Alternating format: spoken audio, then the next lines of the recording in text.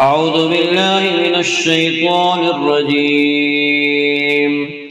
بسم الله الرحمن الرحيم. تبارك الذي جعل في السماء بروجا وجعل فيها سراجا وقمرا منيرا، وهو الذي جعل الليل والنهار خلفة لمن أراد أن يذكر أو أراد شكورا. وعباد الرحمن الذين يمشون على الأرض هونا وإذا خاطبهم الجاهلون قالوا سلاما، والذين يبيتون لربهم سجدا وقياما، والذين يقولون ربنا اصرف عنا عذاب جهنم إن عذابها كان غراما، إنها ساءت مستقرا ومقاما.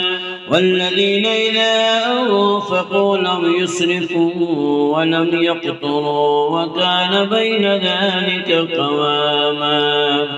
والذين لا يدعون مع الله إلها آخر ولا يقتلون النفس التي حرم الله إلا بالحق ولا يزنون، ومن يفعل ذلك يلقى أثاما يضاعف له العذاب يوم القيامة ويخلد فيه مهانا، إلا من تاب وآمن وعمل عملا صالحا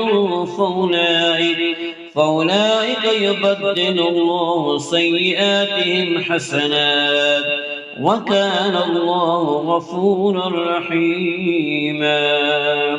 ومن تاب وعمل صالحا فإنه يتوب إلى الله متابا. والذين لا يشهدون الزور وإذا مروا باللغو مروا كراما.